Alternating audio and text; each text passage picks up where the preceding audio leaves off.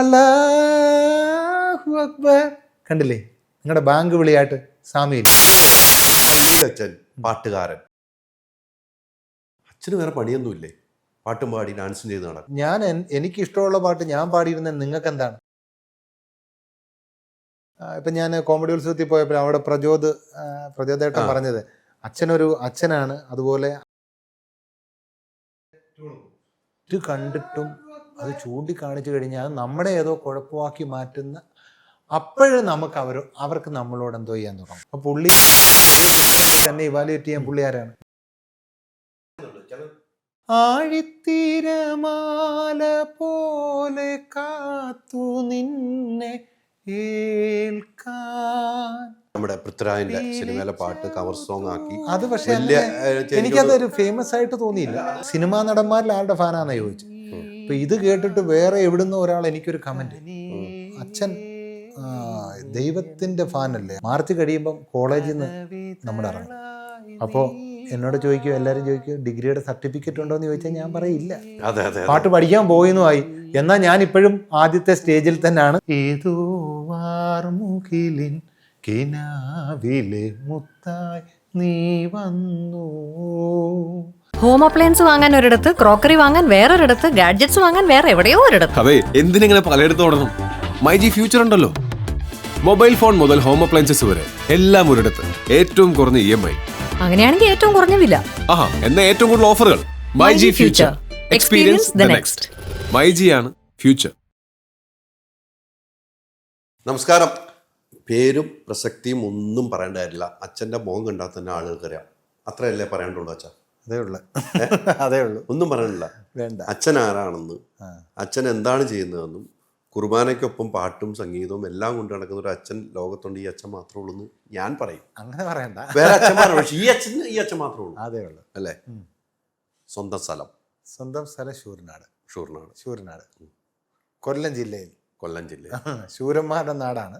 അതാണ് ശൂരനായിട്ട് വന്നേക്കുന്നത്. പിന്നെ ഈ അച്ഛനാകണമെന്നുള്ള ആഗ്രഹം എനിക്കൊന്ന് 2017 അച്ഛൻ പട്ടം കിട്ടിയത് അല്ലേ? അല്ലല്ല, 2010. Sorry, 2010 December 27. കറക്റ്റാണല്ലോ. അതൊക്കെ എങ്ങനെ കണ്ടുപിടിച്ചത്? 27 അല്ലേ? 2010 ഡിസംബർ 27. അപ്പം സെമിനാരി പോകണമെന്ന് തോന്നാനുള്ള കാരണം നിർബന്ധിച്ചതാണോ സ്വയം പോയതാണോ? അപ്പം ഞങ്ങൾ 3 മക്കളാണ്. എനിക്ക് എൻ്റെ കുടുംബത്തിലൊരു ജോസഫ് പുത്തമ്പുരയിൽ എന്ന് പറയുന്ന ഒരു അച്ഛനുണ്ട്. അപ്പോൾ ഈ അച്ഛൻ്റെ ഒരു പിൻഗാമി വേണമെന്ന് ഞങ്ങളുടെ കുടുംബത്തിലുള്ള എല്ലാവർക്കും ആഗ്രഹമുണ്ട്. അതുകൊണ്ട് തന്നെ ജോസഫിന് പേര് വിട്ടത്? അതുകൊണ്ടല്ല, അത് ചിലപ്പോൾ എൻ്റെ പപ്പ ഇട്ടതാണ്. അപ്പോൾ ഈ പപ്പായെ കൊണ്ട് ഈ നമ്മുടെ ആശ്രമത്തിൽ ഈ അച്ഛൻ കൊണ്ടുപോയി നിർത്തിയത്. പക്ഷെ പപ്പ ഒരു 3 മാസം കഴിഞ്ഞപ്പം പപ്പ ഇങ്ങ് പോന്നു. പിന്നെ അത് കഴിഞ്ഞാണ് പപ്പ പട്ടാളത്തിലേക്ക് പോയത്. പപ്പ പട്ടാളത്തിൽ പോയി കഴിഞ്ഞപ്പം പപ്പായ്ക്ക് അങ്ങനെയാണെന്നല്ലോ, ഞങ്ങൾ 3 മക്കൾ. അപ്പം ഈ 3 മക്കളിൽ 3 ആൺമക്കളായതുകൊണ്ട് ഒരാളെ ഒന്ന് ദൈവവേലയ്ക്ക് വിടണമെന്നൊരാഗ്രഹം പപ്പായ്ക്കുണ്ടായിരുന്നു. അപ്പോൾ അതെൻ്റെ അനിയനെ വിടാനായിരുന്നു ആഗ്രഹം. കാരണം അവൻ കുറച്ചുകൂടെ ശാന്തമായ സ്വഭാവമുള്ളത്. അപ്പം ഞാൻ ഇച്ചിരി ഈ ക്രിക്കറ്റ് കളി എവിടെയെങ്കിലും ഉണ്ടെന്ന് പറഞ്ഞാൽ അപ്പോഴേ നമ്മൾ ക്രിക്കറ്റുമായിട്ട് ഭയങ്കര ഇഷ്ടമാണ്. പക്ഷെ എന്നാൽ അതിന് ചില നിമിത്തങ്ങളായി മാറിയ ഒത്തിരി കാര്യങ്ങളുണ്ട്. അപ്പം നമ്മുടെ വീട്ടിലൊരു ഉപദേശി വന്നിട്ട് പറയാണ്, ഈ മകനെ വിട്ടാൽ മതി. അപ്പം അതെൻ്റെ അപ്പനോട് പറഞ്ഞപ്പോൾ ഞാൻ വിചാരിച്ചു, ഞാൻ എന്താ അങ്ങനെ പറയുന്നത്? പള്ളിയിലെ വികാരി അച്ഛനും പറയുന്നത് എന്നെ വിട്ടാൽ മതി. അപ്പം അങ്ങനെ ഇത് പറഞ്ഞപ്പം ചെറിയ ഒരു ചിന്ത ഉണ്ടായി എന്നുള്ളത് ശരിയാണ്. പക്ഷേ എന്നാൽ അച്ഛൻ സെമിനാരി പോകുന്ന ആ ഒരു സമയത്ത് പോലും അച്ഛനാകാനാണോ പോകുന്നതെന്നുള്ള പോലും എനിക്കൊരു ഒരു സംശയം പോലായിരുന്നു. പക്ഷെ അത് പിന്നെ നമുക്കറിയാം, ഞങ്ങളുടെ കത്തോലിക്ക അച്ഛന്മാരെല്ലാവരും 12 വർഷമൊക്കെ പഠിച്ചിട്ടാണ് അച്ഛനാകുന്നത്. അപ്പോൾ ഈ 12 വർഷത്തിന് ഓരോ വർഷം കഴിയും. ഇപ്പം നമ്മൾ 10ാം ക്ലാസ് കഴിഞ്ഞ് പോകുന്ന അല്ലേ? 10ാം ക്ലാസ് ആകുമ്പോൾ നമുക്ക് വലിയ ഒരു തീരുമാനം എടുക്കാൻ ഒരു സമയമില്ലല്ലോ. നമ്മളുടെ കൊച്ചു പയ്യനാണ്. പക്ഷേ ഇത് കഴിഞ്ഞിട്ട് നമ്മൾ സെമിനാരി ചേരാൻ ചോദിച്ചപ്പോൾ ആദ്യം ചോദിച്ചു ക്രിക്കറ്റ് കളി ഉണ്ടോ എന്നുള്ളതാണ് ആദ്യത്തെ എൻ്റെ ചോദ്യം. അപ്പോൾ അത് എനിക്ക് മുന്നേ സെമിനാരി പോയൊരു ഒരാളുണ്ട്, അദ്ദേഹമാണ് എന്നെ അങ്ങോട്ട് കൂടുതലൊരു പ്രേരണ നൽകിയതും. പക്ഷേ എന്നാൽ ഈ പറഞ്ഞ കാര്യങ്ങളെല്ലാം ഒരുമിച്ച് വന്നപ്പോൾ സെമിനാരി പോയി ദൈവവിളി ധ്യാനത്തിന് പങ്കെടുത്തു. പിന്നീട് നമ്മൾ വിചാരിക്കും രാത്രി ദൈവം വന്ന് വിളിക്കും എന്ന് വിചാരിച്ചാണ് ഇരുന്നത്. അപ്പം നമ്മൾ അങ്ങനെ ഒരു ദൈവവിളി ധ്യാനത്തിന് പങ്കെടുത്തപ്പോൾ പറഞ്ഞു അത് അങ്ങനെ അല്ല, വ്യക്തികളിലൂടെ ദൈവം നമ്മളോട് സംസാരിക്കുക. അപ്പം ഞാൻ നോക്കിയപ്പോൾ എന്നെ കുറേ വ്യക്തികൾ ഇങ്ങനെ എല്ലാവരും ഇങ്ങനെ പറയുന്നു. പക്ഷേ അങ്ങനെ ഒരു 12 വർഷത്തെ പഠിത്തം. അപ്പോൾ ഈ ഒരു കാലഘട്ടത്തിനിടയിൽ നമുക്ക് പല പ്രതിസന്ധികളുണ്ടാകും. നമുക്ക് പോകണോ വേണ്ടയോ എന്നൊക്കെ ഒരു ചിന്തയുണ്ടായി. പക്ഷേ കുറേ വർഷം കഴിയും തോറും നമ്മുടെ ദൈവവിളിയെ അത് നമുക്ക് കൂടുതൽ ഒരു അതിൻ്റെ വിളി തിരിച്ചറിയുന്ന ഒരു കാലഘട്ടമാണ്. കാരണം അതുകൊണ്ടാണ് ലോകത്ത് ഇത്രയും ഒരു ട്രെയിനിങ് പീരീഡ് വേറെ ഒരു ഇതില്ലല്ലോ. ഒരു അച്ഛനാവുക എന്ന് പറയുമ്പോൾ 12 വർഷം പഠിച്ചിട്ടാണ് നമ്മൾ അച്ഛനാകുന്നത്. ഇവിടെ ആരും നിർബന്ധിച്ചാരെ അച്ഛനാക്കുന്നില്ല. അങ്ങനെ ആകാനും പറ്റില്ല. അപ്പോൾ അതുകൊണ്ട് നമ്മുടെ കുറച്ചുകൂടെ കഴിയുമ്പോൾ നമ്മുടെ സ്വന്തം ഇഷ്ടമായി മാറി ദൈവം നമ്മളെ വിളിച്ചു എന്നുള്ളൊരു ബോധ്യത്തിൽ നമ്മൾ അങ്ങനെ തുടക്കത്തിൽ എല്ലാവരും വന്നിട്ട് വികാരി അച്ഛൻ വന്നിട്ട് പറയണു ജോസഫിനെ വിട്ടാൽ മതി, മറ്റേ അച്ഛനും വന്നുകൊണ്ട് നടുവിലത്തെ പയ്യനെ വിട്ടാൽ മതി. അങ്ങനെ പറഞ്ഞപ്പോൾ ഒരു ഡൗട്ട് ഇത് എന്നോട് തന്നെ എല്ലാവരും എന്നെ എന്താ പറയണത് തോന്നിയല്ലോ. അങ്ങനെ ഒരു ചിന്ത, ആ ഒരു ചിന്ത വന്നപ്പം പപ്പായുടെ അടുത്ത് പറഞ്ഞു തന്നെ എല്ലാവരും എൻ്റെ പേര് പറയണമെന്ന് പപ്പ എന്ന് ചോദിച്ചോ? ചോദിച്ചില്ല. ഇല്ല പപ്പയുടെ അടുത്ത് ചോദിച്ചില്ല. ഇതൊക്കെ നമ്മുടേതായ തീരുമാനമാണ്. എന്നാൽ പപ്പായ്ക്ക് ഒരാളെ വിടണമെന്നുണ്ട്. അത് പക്ഷേ എൻ്റെ അനിയനെ ആയിരുന്നു വിടാനിരുന്നത്. അവൻ കുറച്ചുകൂടെ ശാന്തമായ സ്വഭാവമാണ്. ഞാനിത് പലയിടത്തും പറഞ്ഞിട്ടുണ്ട്. നമുക്ക് എല്ലാത്തിനും പങ്കെടുക്കുന്ന ഒരു സ്വഭാവമാണ്. അനിയൻ ശാന്തമായ സ്വഭാവമാണ്. അച്ഛൻ ഞാൻ കുറച്ച് ദേഷ്യമുണ്ട് എനിക്ക്. പപ്പയുടെ ദേഷ്യം. പപ്പ പട്ടാളം. അനിയൻ എന്ത് ചെയ്യുന്നു? അനിയൻ ഇപ്പം ഷാർജയിലുണ്ട്. ജോയ്സ് മാത്യു ചേട്ടൻ പട്ടാളത്തിലാണ്. ഇപ്പം അവൻ റിട്ടയർഡായി വീട്ടിലുണ്ട്. ജെയിംസ് മാത്യു. അപ്പം പപ്പ പട്ടാളം, മൂത്ത ജ്യേഷ്ഠൻ പട്ടാളം, അനിയൻ ഷാർജയില. അവൻ പട്ടാളത്തിലല്ല, ഇൻസ്ട്രുമെന്റേഷൻ ടെക്നീഷ്യൻ ആണല്ലേ. പാട്ടിലേക്കുള്ള ഒരു യാത്ര എങ്ങനെയായിരുന്നു? ഈ പാട്ട് പാടിയാണല്ലോ വൈറലായി. എനിക്ക് തോന്നുന്നു ജോസഫിലെ പാട്ട് പാടിയാണ് വൈറലാകുന്നത്. അതെ കുറെ ആളുകളോട്ട് എത്തപ്പെട്ട പാട്ട് അതാണ്. അതിന് മുമ്പും പാടുമായിരുന്നു? അതിനു മുമ്പ് നമുക്കറിയാം, നമ്മൾ 10ാം ക്ലാസ്സിൽ ഞാനൊരു മൂളിപ്പാട്ട് പോലും അങ്ങനെ വലിയ പാട്ടൊന്നും പാടിയിട്ടില്ല. സെമിനാരി ചേർന്ന് കഴിഞ്ഞപ്പോൾ ഈ കൊയറൊക്കെ കണ്ടപ്പോഴാണ് പാട്ടിങ്ങനെ കേൾക്കുന്നത്. എല്ലാം നിമിത്തമായ സെമിനാരിയാണ്. അതിനകത്ത് ഒരു ഭാഗ്യം എന്ന് പറയുന്നത്. അപ്പോൾ സെമിനാരി ചെല്ലുമ്പോൾ ഈ കൊയർ കാണുന്നു. അപ്പം നമുക്ക് അന്നൊക്കെ ഇറങ്ങിയ ഒരു CD ഉണ്ട്, നമുക്ക് ജീസസ് എന്ന് പറയുന്നൊരു CD ഉണ്ട്. അപ്പോൾ അതിനകത്ത് അതിൻ്റെ തുടക്കത്തിലെ അനൗൺസ്മെൻ്റ് ഉണ്ടല്ലോ, ആകാശം മാറും ഭൂതലവും മാറും, ആദ്യം മുതൽക്കേ മാറാതുള്ളത് ദൈവത്തിൻ്റെ വചനം മാത്രം. ഇതൊക്കെ എനിക്ക് സൗണ്ടിനോടൊരു പ്രത്യേക താല്പര്യമുണ്ട്. അപ്പം ഈ സൗണ്ടൊക്കെ ഞാൻ അനുകരിക്കും. മൈക്കൊക്കെ കിട്ടുമ്പോൾ, ആദ്യമായിട്ട് നമ്മുടെ കയ്യിൽ മൈക്ക് കിട്ടുമ്പോൾ ഇതൊക്കെ നമ്മുടെ സൗണ്ടിൻ്റെ ബാസൊക്കെ നമ്മൾ ചെക്ക് ചെയ്യും. സെമിനാരി ചെന്നപ്പോഴാണ് ഇതൊക്കെ നടക്കുന്നത്. അപ്പോൾ അങ്ങനെ സെമിനാരിയിൽ അങ്ങനെ വലിയ അവസരങ്ങൾ എനിക്ക് ലഭിച്ചില്ല. പക്ഷേ എന്നാൽ അവിടെ ടാലൻസ് മീറ്റ് എന്ന് പറയുന്നൊരു പരിപാടിയുണ്ട്. അപ്പോൾ അന്ന് ഞങ്ങൾക്ക് എല്ലാവർക്കും ഇതിനകത്ത് പങ്കെടുക്കാം. അതിനകത്ത് കൊയറിൽ വേണമെന്ന് നിർബന്ധമൊന്നുമില്ല. അപ്പോൾ അങ്ങനെ അങ്ങനെയാണ് ഈ പാട്ട് പഠിക്കാനുള്ള ഒരു ടെൻഡൻസി വരുന്നത്. അപ്പം നമ്മൾ അന്ന് യൂട്യൂബൊന്നും അത്ര സജീവമല്ലല്ലോ. നമ്മുടെ പ്രായം എന്ന് പറയുന്നത് 2000-ൻ്റെ ഒരു കാലഘട്ടമാണ്. അപ്പോൾ സെമിനാരി ചേരുന്നു. അങ്ങനെ സെമിനാരി വെച്ച് നമ്മുടെ ഒരച്ഛൻ, ഒരു ഡീക്കൻ, അദ്ദേഹം ഇപ്പം റോമിലാണ്. അപ്പോൾ അവിടെ അദ്ദേഹം ജയിൽ മിനിസ്റ്ററുടെ ഭാഗമായിട്ട് അവിടെ ചെന്നപ്പോൾ ഒരു പാട്ട് പാടി, എത്രമാത്രം നീ പാലിക്കുന്നെന്നെ. അപ്പോൾ അത് കരോക്കെ കേട്ടോ പാടി. അപ്പോൾ ഈ പാട്ടിനോട് എനിക്കൊരു ഭയങ്കര ആകർഷണം തോന്നി. പിന്നെ മമ്മിയൊക്കെ പറയും, എൻ്റെ മമ്മി പറയും, ഞാൻ ഈ പാട്ടിൻ്റെ ഈ കൺവെൻഷനൊക്കെ പോയി പാട്ട് കേൾക്കുമ്പോൾ അവിടുത്തെ പാട്ടുപുസ്തകം വേണമെന്ന് കരയുമായിരുന്നു. പക്ഷെ അതൊന്നും എൻ്റെ ഓർമ്മയിലില്ല. പക്ഷെ എന്നാൽ പാട്ടിനോടും ശബ്ദത്തോടും ഒക്കെ ഒരു പ്രത്യേക താല്പര്യം. എൻ്റെ പപ്പായ്ക്ക് നല്ല ഒരു സൗണ്ടാണ്. അപ്പം പപ്പായുടെ സൗണ്ട് എനിക്ക് കിട്ടിയിട്ടുണ്ട്. അപ്പം ഞാനത് സെമിനാരി ചെല്ലുന്നു, ഇതുപോലുള്ള ഒരു കാലഘട്ടത്തിലൂടെ പോകുന്നു. പിന്നെ നമ്മൾ മത്സരത്തിന് പങ്കെടുക്കുന്നു. പങ്കെടുത്ത് 4-5 വർഷം പങ്കെടുക്കുന്നു. ചിലപ്പോൾ നമുക്ക് തേർഡ് കിട്ടും. അപ്പോൾ സെമിനാരി ഫസ്റ്റ് കിട്ടണമെന്ന് എൻ്റെ ഒരു ആഗ്രഹമാണ്. കാരണം ഇത് എല്ലാ രൂപതയിൽപ്പെട്ടവരുണ്ട്. അപ്പം മലങ്കര സഭയെന്ന് വെച്ചാൽ നമ്മുടെ ബത്തേരി, മൂവാറ്റുപുഴ, മാർത്താണ്ഡം, തിരുവനന്തപുരം, മാവേലിക്കര, പത്തനംതിട്ട എല്ലാവരും ഉണ്ട്. അപ്പോൾ അവിടെ ഒരു ഫസ്റ്റ് കിട്ടുക എന്ന് പറയുന്നത് എൻ്റെ ഒരു സ്വപ്നമാണ്. പക്ഷെ എന്തായാലും ഞാൻ അച്ഛനാകാൻ പോകുന്ന, അതായത് 11ാമത്തെ വർഷം, ആ വർഷം എനിക്ക് ഫസ്റ്റ് കിട്ടി. അത് എൻ്റെ ജീവിതത്തിലെ ഓരോ ദൈവവിളി ഉറപ്പിക്കുന്ന ഒരു കാര്യമായിട്ട് ഞാനത് കാണുകയാണ്. അത് പാട്ട് എത്രമാത്രം നീ പാലിക്കുന്നെന്നെ കെസ്റ്റർ പാടിയതാണ്. കെസ്റ്ററിനെയാണ് എനിക്ക് ഏറ്റവും ഇഷ്ടമുള്ള ഒരു ഗായകനാണ്. കെസ്റ്ററിന്റെ ക്രിസ്തീയ ഭക്തിഗാനം 100% എടുത്തു പറയേണ്ട ഒരാളാണ്. അതെ. പാട്ടിലേക്ക് വരാനുള്ള പ്രധാനപ്പെട്ട കാരണം ഒരു വെള്ളപ്പൊക്കം കഴിഞ്ഞ് കൊറോണ വന്നു. കൊറോണ വന്നപ്പോൾ നമ്മുടെ അടുത്തൊരു പയ്യൻ പറഞ്ഞു, നമുക്കൊരു ചാനൽ തുടങ്ങിയാലോ. അപ്പം ഞാൻ ചോദിച്ചു, എന്തിനാ? അല്ല, അച്ഛൻ്റെ പാട്ടൊക്കെ പാടി എനിക്ക് തന്നാൽ മതി, ഞാൻ അതിനകത്ത് ഇടാം എന്ന് പറഞ്ഞു. അപ്പം ഞാൻ ആദ്യം അങ്ങ് നിരുത്സാഹപ്പെടുത്തിയെങ്കിലും പിന്നീട് അവൻ പറഞ്ഞ 1000 സബ്സ്ക്രൈബേഴ്സ് വേണം, 4000 വാച്ചിങ് അവർ വേണമെന്നൊക്കെ എന്നോട് പറഞ്ഞു. അപ്പം നമുക്കത് പാട്ടുകൾ ചെയ്യാം. അങ്ങനെയാണ് ഒരു ചാനൽ തുടങ്ങിയത്. അത് കൊറോണ സമയത്താണ്. അത് പിന്നെ ഞാൻ ഡെവലപ്പ് ചെയ്താണ് ഓരോ 5 വർഷം നമ്മൾ പാടി. അപ്പോൾ അതിന് നമുക്കറിയാം, ഒരു പാട്ട് ഇറക്കണമെന്നുണ്ടെങ്കിൽ ചിലവ് എന്തോ ഉണ്ടെന്ന്. അതിൻ്റെ ഓർക്കസ്ട്ര ചെയ്യണം, അത് സ്റ്റുഡിയോയിൽ പോയി പാടണം, അത് മിക്സ് ചെയ്ത് മേടിക്കണം, പിന്നെ അത് വീഡിയോ എടുക്കണം, അത് എഡിറ്റ് ചെയ്യണം, അതിൻ്റെ തമ്പനയിൽ ഉണ്ടാക്കണം. ഇത്രയും കാര്യങ്ങൾ ചെയ്താലാണ് ഒരു കവർ സോങ് ഇറങ്ങുന്നത്. അങ്ങനെ 5 വർഷം പാടി. 4-5 വർഷം പാടിയിട്ടും ഒരു പാട്ട് പോലും പുറത്ത് ഇത് ഹിറ്റാകുന്നില്ല, അറിയത്തില്ല.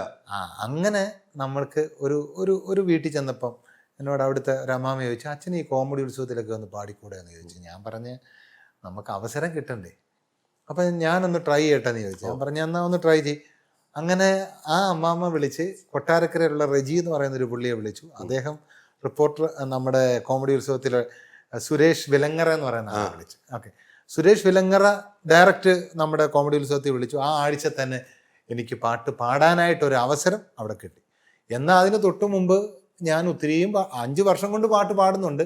ഈ ഉയരുന്നതിനെല്ലാം പാടിയിട്ടുണ്ട്. പക്ഷേ കോമഡി ഉത്സവത്തിൽ പാടി നമ്മളൊരു പാട്ട് പാടി, എന്നാലും അത് ഹിറ്റായെന്ന് ഞാൻ പറയത്തില്ല. കാരണം കോമഡി ഉത്സവത്തിൽ പാടിയപ്പോഴും അതിനകത്ത് പിച്ച് ഔട്ടും കാര്യങ്ങളൊക്കെ ഉണ്ടായിരുന്നു. പക്ഷെ അത് ഹിറ്റായതെന്ന് പറയുന്നത്, ഞാൻ കോളേജിൽ എനിക്ക് പാട്ട് എന്നോട് പലരും പറഞ്ഞു, അച്ഛൻ ഇത്രയൊക്കെ പാടുന്ന ആളല്ലേ, അച്ഛൻ പാട്ട് പഠിച്ചിട്ട് പാടുന്നത് നല്ലതാണ്. കാരണം സ്റ്റുഡിയോയിൽ പാടുമ്പോൾ ചില ഡിഫറൻസ് പറഞ്ഞു തരുമ്പോൾ എനിക്കിതൊന്നും മനസ്സിലാവുന്നില്ല. അപ്പോൾ എല്ലാവരും എന്നോട് പറഞ്ഞു, ചില സ്ഥലത്ത് കുറച്ചുകൂടെ നന്നായിട്ട് പാടണമെന്നുണ്ടെങ്കിൽ അച്ഛൻ പാട്ട് പഠിക്കണം. അപ്പോൾ ഈ പാട്ട് പഠിക്കുന്നതിനെക്കുറിച്ചൊന്നും എനിക്കൊരു ചിന്ത പോലുമില്ല. അങ്ങനെ എനിക്ക് മുന്നേ ഒരു ഫിലിപ്പ് തായിലോ എന്ന് പറയുന്നൊരു അച്ഛൻ പാട്ട് പഠിച്ചതായിട്ട് ഞാൻ അറിഞ്ഞു. അപ്പോൾ എനിക്ക് കോളേജിൽ പഠിക്കണമെന്നൊരാഗ്രഹം. ഞങ്ങൾക്ക് സെമിനാരിലാകുമ്പോൾ ഞങ്ങൾ ഈ സെമിനാരി 12 വർഷം പഠിച്ചെങ്കിലും കോളേജിൽ പഠിക്കണമെന്നൊരാഗ്രഹം. അപ്പം പിന്നെ ഈ ഒരു കാര്യം പഠിച്ചാൽ നമുക്ക് കോളേജിലും പഠിക്കാം, നമ്മുടെ ഇഷ്ടപ്പെട്ട ഒരു വിഷയം പഠിക്കാം. അങ്ങനെയാണ് ശരിക്കും പറഞ്ഞാൽ RLV കോളേജിൽ ജോയിൻ ചെയ്തത്. അതാണ് അതിൻ്റെ ഒരു കാരണം. അപ്പോൾ ആ ജോയിൻ ചെയ്ത ദിവസമാണ് എൻ്റെ പാട്ട് ഞാൻ എൻ്റെ ഫേസ്ബുക്ക് പേജിൽ കോമഡി ഉത്സവത്തിലെ ആ വീഡിയോയും ഞാൻ ഒറിജിനൽ പാടിയ ഓഡിയോയുടെ തമ്മിൽ മിക്സ് ചെയ്ത് ഇട്ടു. അപ്പോൾ അതിനകത്ത് മിഥുൻ്റെ കയ്യടി അങ്ങ് പോയി. അപ്പോൾ ആ ആഴ്ച ഞാൻ പരിചയപ്പെട്ട ഒരു സൗണ്ട് എഞ്ചിനീയറോട് ഞാൻ ചോദിച്ചു, ഇതൊന്ന് എനിക്ക് ഇങ്ങോട്ടൊന്ന് ഇട്ട് തരാമോ, ഈ മിഥുൻ്റെ കയ്യടിയോട് ഇതിനകത്തൊന്ന് ആഡ് ചെയ്ത് തരാമോ. അങ്ങനെ ഞാൻ ഈ വീഡിയോ ഞാൻ കോളേജ് ജോയിൻ ചെയ്യുന്ന ദിവസം ഫേസ്ബുക്കിലിടുന്നു. ഒറ്റ ദിവസം കൊണ്ട് 4 ലക്ഷം പേര് കണ്ടു. 2-ാമത്തെ ദിവസം അത് 8 ലക്ഷം പേരായി. ഇപ്പോൾ അതൊരു 10 ലക്ഷം പേരെ ഉള്ളെങ്കിലും അതിൽ നിന്ന് ഞാൻ വീണ്ടും കുറേ, അതുവരെ ഞാൻ പാടിയിരുന്ന പാട്ടുകളിലാണ് ഡിവോഷണൽ സോങ് കേൾക്കുന്ന ആളുകൾ എൻ്റെ പാട്ട് കേട്ടിരുന്നു. പക്ഷേ സിനിമയിലെ ഒരു ഡിവോഷണൽ സോങ് പാടിയപ്പോൾ അത് കുറച്ചുകൂടെ വൈഡായിട്ട് ആളുകളിലോട്ട് എത്തപ്പെട്ടതായി. അങ്ങനെയാണ് അതിൻ്റെ ആ മ്യൂസിക് ഫീൽഡിൽ എന്നെ ഉയർത്തിയ ഒരു പാട്ട്. അങ്ങനെ ആ ഉയിരിനാഥനെ എന്നുള്ള പാട്ടാണ്. അപ്പോൾ അങ്ങനെയാണ് പാട്ടിൻ്റെ മേഖലയിലൊക്കെ കടന്നു വരുന്നത്. അപ്പോൾ നമുക്ക് ആ മനോഹരമായ ഗാനം ഒന്ന് പാടിയാലോ? ഏത് പാട്ടാണ്? അച്ഛനെ അച്ഛനാക്കി മാറ്റി കോമഡി നമുക്ക് ജോസഫ് സിനിമയിലെ. പക്ഷേ വേറൊരു വിഷയം, ഇതിപ്പോൾ ഇനി ആൾക്കാരുടെ വിഷയം, അത് അച്ഛൻ പാട്ട് മാറ്റി പിടിക്കാനാ പറയുന്നത്. മാറ്റി പിടിക്കണേ, ഇതിൽ തുടങ്ങിയാലേ നമുക്ക് മാറ്റി പിടിക്കാൻ പറ്റുള്ളൂ. ഈ പാട്ടിൽ തുടങ്ങിയാലേ മാറ്റാൻ പറ്റുള്ളൂ നമുക്ക്. എന്നാ പിന്നെ നമുക്ക് തുടങ്ങാം. ഉയിരിൻ നാഥനേ ഉലകിൻ നാദിയേ ഇരുളിൻ വീതിയിൽ തിരിയായി നീ വരൂ, ആലംബമെന്നും അഴലാഴങ്ങൾ നീന്താൻ നീ എന്ന നാമം പൊരുളേ, നിന്റെ മുൾപാതയിൽ ഉൾപ്പൂ നീ തൂകിടുന്നു, എൻ്റെ കണ്ണീർ കണം തൂവാല പോൽ മായ്ക്കുന്നു നീ ഉയിരിൻ നാഥനേ. അതിൽ തന്നെ പാട്ട് അച്ഛന് ഇഷ്ടമുള്ള പാട്ടുകളുണ്ടായിരുന്നു. അതിൽ തന്നെ ജോസഫ് പൂമുത്തോളൊക്കെ ഭയങ്കര ഇഷ്ടമാണെന്ന് അച്ഛൻ പറയാറുണ്ട്. അതിന്റെ മ്യൂസിക് ഡയറക്ടറെ കാണാനൊക്കെ പോയതാണ് അച്ഛൻ. തീർച്ചയായിട്ടും അല്ലേ? അദ്ദേഹത്തെ കാണാൻ പോയി. ഇപ്പോഴും ഞങ്ങള് കാണാൻ പോയ വീഡിയോ ഒക്കെ ഞാൻ കണ്ടിരുന്നു. അപ്പൊ അതിനകത്ത് ഈ പാട്ടിനെ കുറിച്ച് പറഞ്ഞു, പൂമുത്തോളെ കുറിച്ചൊക്കെ അച്ഛൻ. പൂമുത്തോളയുണ്ട്, പിന്നെ അത് കഴിഞ്ഞ് വേറൊരു കണ്ണെത്താ ദൂരം നീ മായുന്നു, അതൊക്കെ എനിക്ക് ഇഷ്ടമുള്ള പാട്ടുകൾ. ഈ പൂമുത്തോളെ നമുക്ക് ഭയങ്കര ഫീൽ ചെയ്യുന്ന ഒരു പാട്ട് കൂടെ ആയിരുന്നല്ലോ. പക്ഷെ ഈ പാട്ട് വൈറലാവാൻ വേറൊരു കാര്യം കൂടി ഉണ്ട്. അത് ഒത്തിരി ആൾക്കാർ ഐഡന്റിഫൈ ചെയ്തിട്ടുള്ളത്. ഞാൻ ഐഡന്റിഫൈ ചെയ്തതിനേക്കാൾ വേറെ ആളുകൾ എന്നോട് പറഞ്ഞപ്പോഴാണ് അത് ഞാൻ മനസ്സിലാക്കും. ഈ പാട്ട് ഈ ആളുകൾ കേട്ട് കഴിയുമ്പം മറ്റുള്ള ഞാൻ എൻ്റെ പാട്ട് സ്ഥിരം കേൾക്കുന്ന ആൾ കേൾക്കും, അത് ശരിക്കും പറഞ്ഞാൽ വിജയ് യേശുദാസിൻ്റെ പാട്ടാണ് അവർ കേൾക്കുന്നത്. അവർ നേരെ ഇതെനിക്ക് അയച്ചിട്ട് പറയും അവിടെ അച്ഛൻ പാടിയ പാട്ടെന്ന് പറയും. അപ്പോൾ എനിക്കിതറിയാം എന്താ പ്രശ്നമെന്ന്. കാരണം ഞാൻ പാടിയത് വിജയ് യേശുദാസിൻ്റെ അതേ സൗണ്ടുമായിട്ട് ഭയങ്കര മാച്ചിങ്ങാണ്. എൻ്റെ ചാനലിൽ നിന്ന് തന്നെ എൻ്റെ ആ പാട്ട് കോപ്പിറൈറ്റ് വിജയ് യേശുദാസ് പാടിയെന്ന് പറഞ്ഞ് മാറി. അപ്പോൾ അത് സ്റ്റുഡിയോയിൽ പാടിയപ്പം ശരിക്കും വിജയ് യേശുദാസിൻ്റെ സൗണ്ടുമായിട്ട് സാമ്യമായി. അത് എനിക്ക് കോപ്പിറൈറ്റ് ആയത് ഇപ്പം എൻ്റെ ചാനലിൽ നിന്ന് അവർ അടിച്ചു കളഞ്ഞത്, എൻ്റെ ചാനലിൽ നിന്ന് കളഞ്ഞു. അതിപ്പം വേറെ ഏതാണ്ട് ചാനൽ ഹെവൻലി ടോക്സ് എന്ന് ഏതോ ഒരു ചാനലിലാണ് അതിപ്പം കിടക്കുന്നത്. അതെനിക്കറിയത്തില്ല അത് ഏത് ചാനലാണെന്ന് അറിയാം. സൗണ്ട് മാച്ച് ചെയ്തു. അപ്പം അതുകൊണ്ടാണ് എന്നോട് എൻ്റെ ബാച്ചിൽ ഒരു അച്ഛൻ പറഞ്ഞത് അത് ഇത്രയും ആളുകളിലോട്ട് എത്തപ്പെട്ടത്. പിന്നെ ഇതിപ്പോൾ അത് എൻ്റെ പാട്ടായി അങ്ങ് മാറിയത്. ശരിക്കും എനിക്ക് തോന്നുന്നു വിജയ് യേശുദാസിനെ കാട്ടി കൂടുതൽ പ്രാവശ്യം ആ പാട്ട് പാടിയത് ഞാനായിരിക്കും. കാരണം ഞാനൊരു ഈ പാട്ട് ഹിറ്റായ സമയം മുതൽ ഞാൻ ചെല്ലുന്ന സ്ഥലങ്ങളിലെല്ലാം എന്നെ കൊണ്ട് ആൾക്കാർ പാടിക്കുന്ന ഒരു പാട്ടാണ് ഈ പാട്ടായിരുന്നു. അപ്പൊ അതുകൊണ്ട് എനിക്ക് തോന്നുന്നു അതിനകത്ത് എനിക്കായിരിക്കും ആ ക്രെഡിറ്റ്. പൂമുത്തോളം പാടാവും. പൂമുത്തോളം പാടാം. പൂമുത്തോളെ നീരിഞ്ഞ വഴിയിൽ ഞാൻ മഴയായി പെയ്തടി, ആരീരാരം ഇടറല്ലേ മണിമുത്തേ കൺമണി, മാറത്തുറക്കാനിന്നോളം തണലെല്ലാം വെയിലായി കൊണ്ടടി, മാനത്തോളം മഴവില്ലായി വളരേണം എൻ മണി, ആഴിത്തിരമാല പോലെ കാത്തു നിന്നെ ഏൽക്കാൻ, പീലിച്ചെറു തൂവൽ വീശിക്കാറ്റിലാടി നീങ്ങാ കനിയേൻ കനവിതളായി നീവാ നിധിയേ മടിയിൽ പുതുമലരായി വാവാ. ഈ എല്ലാ പാട്ടുകളും ഇങ്ങനെ നമ്മൾ പല പാട്ടുകളും പ്രാക്ടീസ് ചെയ്യുമല്ലോ. അച്ഛനെ ഏറ്റവും ഇഷ്ടപ്പെടുന്ന ഭക്തിഗാനങ്ങളിലൂടെയാണ് തുടങ്ങുന്നത്. ഈ യേശുദാസ് ഒരു സമയത്ത് ഭക്തിഗാനങ്ങൾ നമുക്കറിയാം, ക്രിസ്തീയ ഭക്തിഗാനങ്ങൾ. ഈ പറഞ്ഞ യേശുദാസിന്റെ പാട്ടുകളൊക്കെ നമുക്ക് പണ്ടത്തെ പാട്ടുകൾ എടുത്തു നോക്കിയാൽ നമുക്ക് ഇപ്പോഴും പാടാൻ തോന്നുന്ന പാട്ടുകൾ. തീർച്ചയായിട്ടും യഹൂദിയാലയൊക്കെ നമുക്ക് ഒരിക്കലും പാട്ടുകളാണ് അല്ലേ. ക്രിസ്മസ് വന്നാൽ നമ്മുടെ മനസ്സിൽ ഓർമ്മ വരുന്ന പാട്ടുകളാണെങ്കിൽ അങ്ങനെ ഒരു ഭക്തിഗാനത്തിൽ ഏറ്റവും ഇഷ്ടപ്പെട്ട പാട്ട് ഏതായിരിക്കും അച്ഛൻ? ഞാൻ എന്നെ വൈറലാക്കിയ ആ പാട്ട് തന്നെയാണ്. അതായത് വൈറലാക്കിയല്ല, എനിക്ക് പാട്ടിനോടൊരു ഇഷ്ടം തോന്നിയ പാട്ട്, ആദ്യം പാടിയ പാട്ട്. അതെ, എന്നാ പാട്ടിടാം. ഓക്കെ. എത്ര മാത്രം നീ പാലിക്കും എന്നെ, ഇത്ര സ്നേഹം നീ ചൊരിയുന്നു, ഓർക്കുകിൽ നിന്റെ കാരുണ്യം നേടാൻ ഒരു നാളും യോഗ്യനല്ല ഞാൻ. അതാണ് എന്നെ പാട്ടിലോട്ട് കൊണ്ടുവന്ന, അല്ല എന്നെ ഇഷ്ടപ്പെടുത്തിയ പാട്ട്. അത് ഇതുവരെ ഒന്ന് പാടിയിടാനും പറ്റില്ല. അത് ഇതുവരെ പാടിയിട്ടിട്ടില്ല. എന്താണ് അത് പാടിയിടാൻ? അത് ഞാൻ അല്ലാതെ കരോക്കെ ഇട്ട്, അതിന്റെ കരോക്കെ യൂട്യൂബിലിട്ട് പാടിയിട്ടുണ്ട്. ഇനി അത് പ്രത്യേക ഒരു ഓർക്കസ്ട്ര ചെയ്യിപ്പിച്ച് പാടിക്കണം.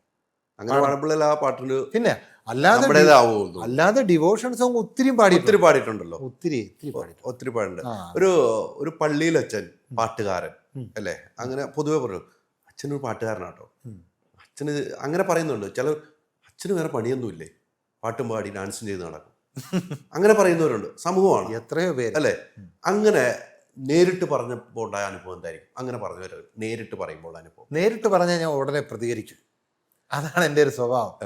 കാരണം ഞാൻ പറയുന്നത്, ഇപ്പം ഞാൻ കോമഡി ഉത്സവത്തിൽ പോയപ്പോൾ അവിടെ പ്രചോദേട്ടൻ പറഞ്ഞത് അച്ഛനൊരു അച്ഛനാണ്, അതുപോലെ അച്ഛൻ്റെ ശുശ്രൂഷകൾ ചെയ്യുന്നു, മറ്റു ആളുകളുടെ നമ്മളൊരു ദേശത്ത് ചെല്ലുമ്പോൾ ഒരു ദേശത്തിൻ്റെ അച്ഛനാണ്.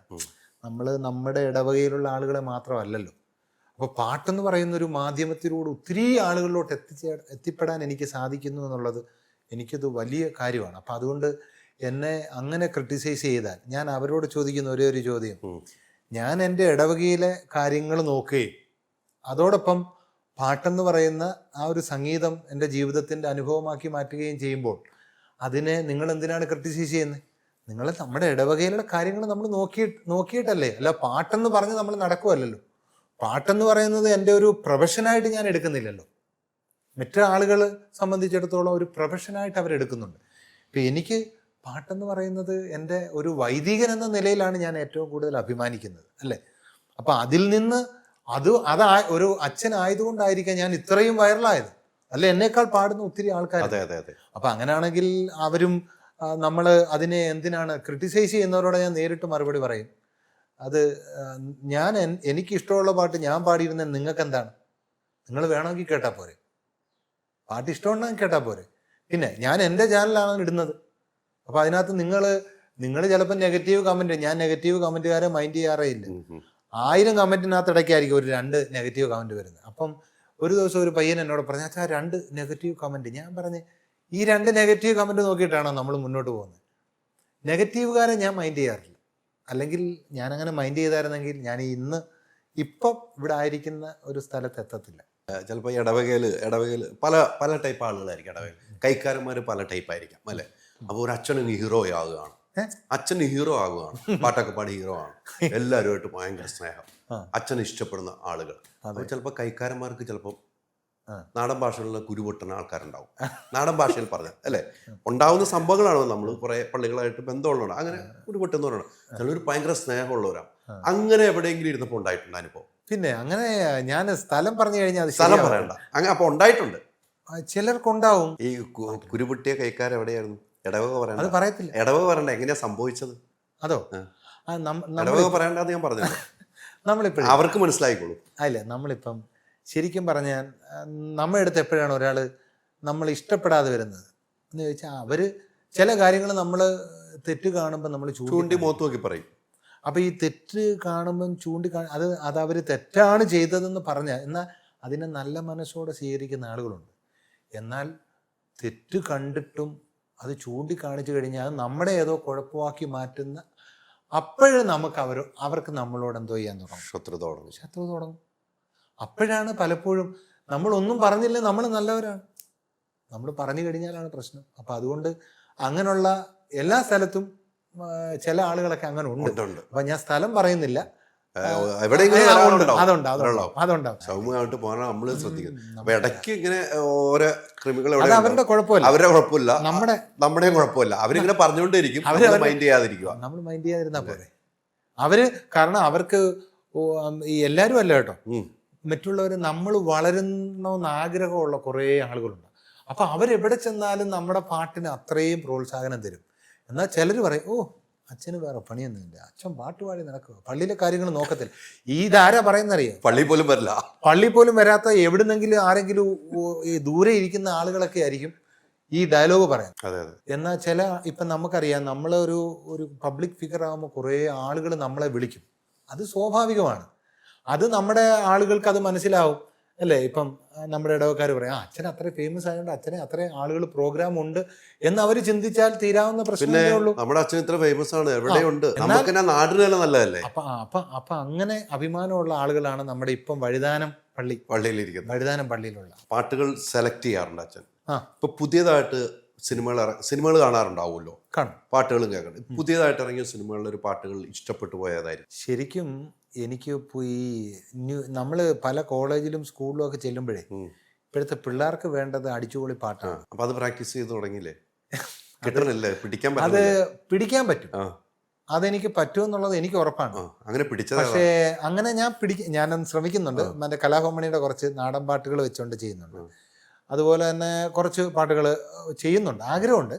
അപ്പം അത് ഫാസ്റ്റ് സോങ് കൂടെ നമ്മൾ സെലക്ട് ചെയ്യും. പക്ഷേ എനിക്ക് ഏറ്റവും കൂടുതൽ ഇഷ്ടം മെലഡീസാണ്.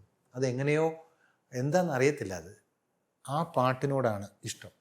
ഇപ്പോൾ ഉദാഹരണത്തിന് ഇന്നലെ എൻ്റെ നെഞ്ചിൽ ആ പാട്ട് ഇഷ്ടമാണ്. തൂമഞ്ഞിൻ നെഞ്ചിലൊതുങ്ങി ആ പാട്ട് ഇഷ്ടമാണ്. പഴന്തമ്മി പാട്ടിനുള്ളിൽ ആ പാട്ട് ഇഷ്ടമാണ്. പഴയ യേശുദാസിൻ്റെ പാട്ടുകൾ, യേശുദാസേട്ടൻ്റെ പാട്ടുകളെല്ലാം എനിക്കിഷ്ടമാണ്. അപ്പോൾ അങ്ങനെ ഫാസ്റ്റായിട്ട് ഈ അടുത്ത കാലത്ത് വന്ന ഒരു പാട്ട് ഞാൻ ശ്രമിക്കാറില്ല കേട്ടോ. എനിക്ക് ശ്രമിച്ചിട്ടില്ല. ശ്രമിക്കാത്തോണ്ടാ. പാടണമെന്ന് വിചാരിച്ചാൽ നമ്മൾ പാടും, പാടിയിരിക്കും. കാരണം നമുക്ക് എല്ലാ പാട്ട് പാടാനും ഒരു അങ്ങനെ പാടണമെന്ന് ഇപ്പൊ തോന്നിയ ഏത് പാടും? മിന്നൽ വള എന്ന് കണ്ടൊരു പാട്ടുണ്ട്. മിന്നൽ വള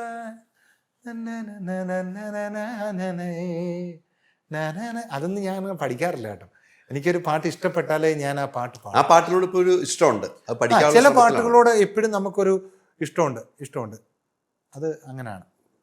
പിന്നെ നമ്മുടെ തുഞ്ചൻ പറമ്പിൽ നിന്നും ഒരു പഞ്ചവർണ്ണ കിളി പറന്നേ, തുഞ്ചൻ പറമ്പിൽ നിന്നും ഒരു പഞ്ചവർണ്ണ കിളി പറന്നേ, കേൾക്കണോ പ്രിയ കൂട്ടരെ അവൾ കൊഞ്ചി പറഞ്ഞ കഥ, അവൾ കൊഞ്ചി പറഞ്ഞ കഥ. അതുപോലെ തന്നെ താരക പെണ്ണാളെ കതിരാടും മിഴിയാളെ, തമ്പുരാനെത്തിടും മുമ്പേ കരിഞ്ഞിടും കോര പറിച്ചാട്ടെ, അന്നക്കിളി നീ എന്നിലെ വർണ്ണക്കനവേറി വന്നു.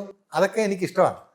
പക്ഷെ ഞാൻ ഒന്നും അങ്ങോട്ട് കാര്യമായിട്ട് പഠിക്കുന്നില്ല. അത് പഠിച്ചാൽ സൂപ്പറായിട്ട് പാടും. പക്ഷെ അത് പഠിക്കണം, അതുകൂടെ പഠിക്കണം, എല്ലാം പഠിക്കണം. നേരത്തെ അച്ഛൻ തുടക്കാൻ പറഞ്ഞില്ലേ, അച്ഛൻ ഈ പാട്ടൊന്ന് മാറ്റി പിടിക്കാൻ വേണമെന്ന് ചോദിക്കാറുണ്ട്. പാട്ട് മാറ്റി പിടിക്കും. മാറ്റി പിടിച്ചു തുടങ്ങണമല്ലോ. നമുക്ക് തമിഴ് പാട്ടുകൾ നോക്കാറുണ്ട്. ഈ തമിഴും ഹിന്ദിയും തിരിഞ്ഞു നോക്കിയിട്ടില്ല.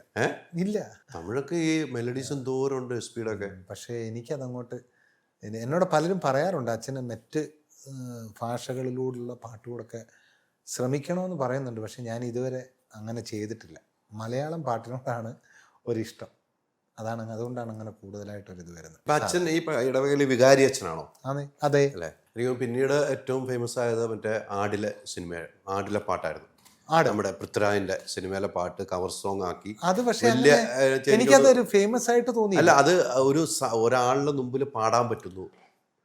അതെ, ഡയറക്ടർ ബ്ലെസ്സി സാറിന് മുമ്പിൽ. ബ്ലെസ്സി സാർ, അതായത് ഞാൻ ഇതിന്റെ കവർ സോങ് ചെയ്തു. അപ്പൊ ഇവ കവർ സോങ് എന്നോട് ഞാൻ അയച്ചു കൊടുത്തപ്പോൾ എന്നോട് പലരും പറഞ്ഞു, അച്ഛാ പലരും ചോദിച്ചു ബ്ലെസ്സി സാറിന് അയച്ചു കൊടുക്കണമെന്നൊക്കെ ചോദിച്ചു. ഞാൻ പറഞ്ഞ അയച്ചു കൊടുക്കുക. അപ്പം പലരും പറഞ്ഞെങ്കിലും, പക്ഷെ നമ്മുടെ ഒരു അച്ഛൻ സുനീത് എന്ന് പറയുന്ന ഒരു അച്ഛനുണ്ട്. ഈ അച്ഛന് ബ്ലെസ്സി സാറുമായിട്ട് നല്ല കണക്ഷനായിരുന്നു. അപ്പം സുനീത് അച്ഛൻ ബ്ലെസ്സി സാറിന് ഈ പാട്ട് അയച്ചു കൊടുക്കുകയും ബ്ലെസ്സി സാർ അത് നല്ലൊരു അഭിപ്രായം പറയുകയും ചെയ്തു. അതുപോലെ തന്നെ ജാസി ഗിഫ്റ്റ് അങ്ങനത്തെ അവരൊക്കെ കേട്ടിട്ടുണ്ടായിരുന്നു. അപ്പോൾ അവരൊക്കെ എനിക്ക്, ബിജുക്കുട്ടൻ, അവരെല്ലാം നമ്മുടെ ഫ്രണ്ട്സാണ്. അപ്പോൾ അവരെല്ലാം എനിക്ക് ഈ പാട്ടിനെ കുറിച്ചൊരു നല്ല അഭിപ്രായം പറയും. പിന്നെ അതുപോലെ തന്നെ ബ്ലെസ്സി സാറിനെ അറിയാമല്ലോ, നമ്മൾ കേട്ടിട്ടേ ഉള്ളൂ. അപ്പോൾ അങ്ങനെയുള്ള ഒരു അവസരത്തിൽ ആ പാട്ടൊക്കെ പാടി ഈ ബ്ലെസ്സി സാറിൻ്റെ വോയിസ് ക്ലിപ്പ് എനിക്ക് കിട്ടിയെങ്കിലും ബ്ലെസ്സി സാറുമായിട്ട് നേരിട്ട് സംസാരിക്കാനായിട്ടൊരു അവസരം എനിക്ക് കിട്ടിയില്ല. അങ്ങനെ ഇരിക്കുമ്പോഴാണ് എൻ്റെ ഇടവക, ഞാൻ കൊട്ടറപ്പള്ളിയിൽ വികാരിയായിരുന്നപ്പോൾ അവിടുത്തെ ട്രസ്റ്റി ബിജുചാൻ്റെ കൂടെ ഞാനൊരു അവിടുത്തെ ഒരു സിദ്ധാർത്ഥ എന്ന് പറയുന്നൊരു സ്കൂളിൽ പോയി. അവിടെ സ്കൂളിൽ ചെന്നപ്പം അവിടെ നിന്ന് ഇറങ്ങി വന്നപ്പം സുരേഷ് എന്ന് പറയുന്നൊരു പുള്ളിക്കാരൻ ഒരു ഫിലിം പ്രൊഡ്യൂസറാണ്, തിരുവല്ലക്കാരനാണ്. പുള്ളി ഒരു പടം ചെയ്തു. അപ്പോൾ അത് കഴിഞ്ഞിട്ട് അപ്പം ഞാനിങ്ങനെ ഈ ബ്ലെസ്സി സാറിനെ അറിയാമെന്ന് പറഞ്ഞപ്പോൾ ഞാൻ പറഞ്ഞു, ഞാൻ ഇങ്ങനൊരു പാട്ട് പാടിയിട്ടുണ്ട്. ഉടനെ പുള്ളി എൻ്റെ നമ്പർ മേടിച്ചു. അങ്ങനെ ഈ തിരുവല്ല വെച്ച് നടന്ന ഈ യാട് ജീവിതത്തിൽ ഉള്ളവരെ എല്ലാവരെയും ഒരു അഭിനന്ദിക്കുന്ന ഒരു ചടങ്ങിൽ ഈ സുരേഷ് എന്ന് പറയുന്ന പുള്ളിക്കാരൻ ഫിലിം പ്രൊഡ്യൂസർ എന്നെ വിളിച്ചിട്ട് ഉടൻ തന്നെ ബ്ലെസ്സി സാറിനെ നേരിട്ട് വിളിച്ചു. സുരേഷ് പുള്ളിക്കാരനുമായിട്ട് ബ്ലെസ്സി സാർ നല്ല അടുപ്പം. ഉടനെ വിളിച്ചിട്ട് എനിക്ക് ഫോൺ തന്നു. അച്ഛനാണ്. ഞാൻ പറഞ്ഞു, ഞാൻ പണ്ടിങ്ങനെ പാടിയായിരുന്നു, ഇങ്ങനൊരു ഇത് തന്നു. ഞാൻ കേട്ടായിരുന്നു. അത് കഴിഞ്ഞിട്ട് അവിടെ വെച്ച് ഡയറക്റ്റ് ഫോണിൽ കൂടെ സംസാരിച്ചെങ്കിലും പിന്നീട് കുറേ നാൾ കഴിഞ്ഞപ്പം ഈ ഒരു അവസരം എനിക്ക് ഇവിടെ അംഗീകരിക്കുന്ന ഒരു ചടങ്ങിൽ പുള്ളി പറഞ്ഞു, അച്ഛാ ഇത് വലിയൊരു ഫംഗ്ഷനൊന്നുമല്ല, പക്ഷേ ഈ സിനിമയ്ക്കകത്ത് അഭിനയിച്ച പൃഥ്വിരാജ് ഒഴിച്ചു ബാക്കി എല്ലാവരും ഈ ഫംഗ്ഷനുണ്ട്. അച്ഛൻ വരുവാണെങ്കിൽ നമുക്ക് ഈ ഒരു പാട്ട് തിരുവല്ല വെച്ച് അവിടെ ഒരു വലിയൊരു സ്റ്റേജിൽ വെച്ച, വലിയ സ്റ്റേജല്ല, ഒരു ഹോട്ടലിൻ്റെ ഒരു റൂം, അവിടെ വെച്ച് അത് പാടാനായിട്ട് അവരുടെ എല്ലാം അഭിനയിച്ചവരുടെ മുന്നിൽ പാടാനായിട്ടിടയായി. അതൊക്കെ എനിക്ക് വലിയ ഭാഗ്യം എന്ന് പറയുന്നത്, നമ്മൾ പാടിയ പാട്ടുകളെല്ലാം അതിൻ്റെ ഒറിജിനൽ സോഴ്സുകളിലോട്ട് എത്തുന്നു. ഇപ്പോൾ ഉയിരിനാഥൻ എന്നുള്ള പാട്ട് രഞ്ജൻ രാജ് എന്ന് പറയുന്ന മ്യൂസിക് ഡയറക്ടറിനെ പരിചയപ്പെട്ടത് ബെന്റി മോൻ എന്ന് പറയുന്ന ഒരു അതിനകത്ത് തന്നെ നമ്മുടെ ജോസഫ് സിനിമയിലെ നമ്മുടെ പാടവരമ്പത്തിലൂടെ പാടിയ പയ്യൻ വഴിയാണ്. അദ്ദേഹത്തെ പരിചയപ്പെട്ട അവിടുത്തെ സീറോ മലബാറിലെ ഒരു അച്ഛനും നമ്മുടെ സെൻറ്റ് ഫ്രാൻസിസ് പള്ളി കാക്കനാട് പള്ളി വികാരി ആന്റണി മാങ്കുറിയിൽ അച്ഛൻ വഴിയാണ്. അപ്പോൾ ഇത് കണക്റ്റഡ് ആണ്. അവിടുന്ന് കണക്ട് ചെയ്യുന്നു, അടുത്ത ആളിലോട്ട് പോകുന്നു, രഞ്ജൻ രാജയെ കണക്ട് ചെയ്യുന്നു, അവിടുന്ന് അദ്ദേഹം എഴുതിയ ഹരിനാരായണനെ കണക്ട് ചെയ്യുന്നു, അത് കഴിഞ്ഞിട്ട് ഇപ്പം കഴിഞ്ഞ ദിവസങ്ങളിൽ കഴിഞ്ഞ ആഴ്ച നമ്മുടെ ബെന്റി മോൻ ജോണി ആന്റണി നമ്മുടെ അതിനകത്ത് അച്ഛനായിട്ട് അഭിനയിച്ച കഴിഞ്ഞ ദിവസങ്ങളിൽ എനിക്ക് ഞങ്ങൾ ഫോണിൽ കൂടെ വിളിച്ചു സംസാരിച്ചു. അപ്പം ഇനിയും അദ്ദേഹത്തെ കാണും, അടുത്ത ആഴ്ചകളിൽ കാണും. അപ്പം അതിലോട്ടെത്തിയില്ലേ. പിന്നെ ബ്ലസ്സി സാറിൻ്റെ ഒക്കെ മുന്നിലെത്തിയില്ലേ ആ പാട്ട്. ഇനി അടുത്ത പാട്ടെന്ന് പറയുന്നത് ആകാശമായവളെയാണ്. അപ്പം ആടുജീവിതത്തിലെ പാട്ടും ആകാശമായവളൊന്നും നമുക്ക് പാടിയാലോ? പെരിയാനെ നമുക്ക് വേണോ? ട്രൈ ചെയ്യാം. പെരിയാനെ ഇച്ചിരി റിസ്ക് ഉള്ള പാട്ടാണ്. അതാ റിസ്ക് ഒന്ന് ആൾക്കാർ കാണട്ടെ. സ്റ്റുഡിയോയിൽ നിന്ന് റെക്കോർഡ് ചെയ്ത് അത് നമുക്ക് വിട്ടു. ശരിക്കും പറഞ്ഞാൽ അങ്ങനത്തുള്ള പാട്ടുകൾ നമ്മൾ ശരിക്കും നമുക്ക് ട്രാക്ക് ഇട്ട് പാടിയാലുള്ളൊരു പ്രശ്നം ഇതാണ്. അപ്പോൾ അത് നമുക്ക് നോക്കാം. അതിൻ്റെ ആ ഒരു മ്യൂസിക്കിൻ്റെ ഇത് കിട്ടിയാലേ നമുക്കത് പാടാൻ പറ്റും. അത് വേണമെങ്കിൽ എടുക്കാം. ഞാൻ എടുത്തോട്ടെ? എടുത്തോ. അങ്ങനെയാണോ? ഓക്കെ, എടുത്തോ, ധൈര്യമായിട്ട് എടുത്തോ. കുറേ നാളായി പാടിയട്ടെ, അതുകൊണ്ട് ചെറിയൊരു ഇതുണ്ടാവും. നോക്കട്ടെ. അതൊന്നും വിഷയമല്ല.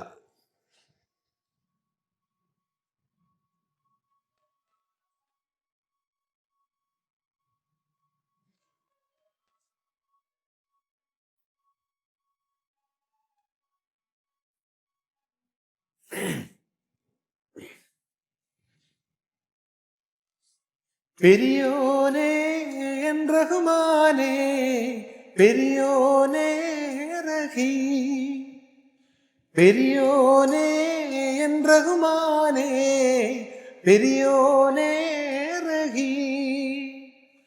അങ്ങകലെ അങ്ങകലെ മണ്ണിൽ പുതുമഴ വീഴണുണ്ടേ, മണ്ണിൽ പുതുമഴ വീഴണുണ്ടേ. അങ്ങകലെ അങ്ങകലെ മണ്ണിൽ പുതുമഴ വീഴണുണ്ടേ, മണ്ണിൽ പുതുമഴ വീഴണുണ്ടേ. നെഞ്ചിലൊരാളുടെ കണ്ണീർ വീണപോ, നെഞ്ചിലൊരാളുടെ കണ്ണീർ വീണ പോലെങ്ങിരുന്നാലും അറിയണുണ്ടേ, നെഞ്ചിലൊരാളുടെ കണ്ണീർ വീണ എങ്ങിരുന്നാലും അറിയണുണ്ടേ. മിണ്ടാമൺതരി വാരിയെടുത്തതിൽ കണ്ടില്ല കണ്ടില്ല നിന്നനവ്, കണ്ടില്ല കണ്ടില്ല നിന്നനവ്. അപ്പം നമുക്ക് ഇതൊക്കെ ശരിക്കും പറഞ്ഞാൽ നമുക്ക് അല്ലാതൊരു പാട്ടിൻ്റെ എന്നോട് പെട്ടെന്ന് പറഞ്ഞുകൊണ്ട് ഞാനങ്ങ് പാടിയെന്നേ ഉള്ളൂ. ഇതൊക്കെ എത്ര നാൾ മുമ്പ് പാടിയതാണ്. ഇപ്പോഴും അതേ ഇതിൽ എന്നാലും നമ്മുടെ ആ പാട്ടിൻ്റെ വരികൾ അത്രയും ഓർക്കുന്നതുകൊണ്ടാണ് അത് പാടുന്നത്. ഇനിയിപ്പോൾ നമുക്ക് വെള്ളം സിനിമയിലെ പ്രജീസൻ ഡയറക്ട് ചെയ്ത സിനിമയിലെ പാട്ടാണ് ആകാശമായവളെ. അതാണ് പാടേണ്ടത് അല്ല? അത് അത് ചെയ്തിട്ടില്ല, അതിന് ചെയ്യും. അത് നമുക്ക് വേണേ ട്രാക്ക് ഇട്ട് പാടിയാലും. പക്ഷെ എനിക്ക് തോന്നുന്നു ഞാൻ പാടിയതുണ്ട് അതിൻ്റെ കൂട്ടത്തിലൊന്ന് പാടുന്നതിന് കുഴപ്പമില്ല. അങ്ങനെ ആകുമ്പോൾ എനിക്ക് കറക്റ്റ് കിട്ടും. കാരണം മറ്റേത് ആ ഓർക്കസ്ട്രയ്ക്കകത്തൊക്കെ തന്നെ ഇപ്പം ചെറിയൊരു വ്യത്യാസം വന്നു കഴിഞ്ഞാൽ നമുക്കത് പാടാൻ പറ്റുന്നില്ല. അതുകൊണ്ട് ഞാൻ പാടുന്നതാകുമ്പോൾ എനിക്ക് നല്ല കോൺഫിഡൻസ് ആണ്. അതെ അതെ, തമിഴ് രണ്ടെണ്ണം പിടിക്കണം എന്തായാലും. എനിക്ക് ആഗ്രഹമൊക്കെ ഉണ്ട്. നമുക്ക് എന്തായാലും മറ്റു പാട്ടുകളിലൂടെ നമുക്ക് നോക്കട്ടെ. എനിക്കത് പറ്റുമായിരിക്കും. എനിക്ക് എല്ലാ പാട്ടും പറ്റും കേട്ടോ. SP-യുടെ ഒക്കെ പാട്ടുകൾ ഇങ്ങനെ നല്ല പാട്ടുകളുണ്ടോ? അച്ഛൻ്റെ ആ ഒരു ഇനി അടുത്ത വേറൊരു പാട്ടുകൂടെ നമ്മൾ ചെയ്യാൻ ഇരിക്കുന്നുണ്ട്. അത് തൂമഞ്ഞിൻ നെഞ്ചിലൊതുങ്ങി. അത് 3 കോമ്പിനേഷനാണ്.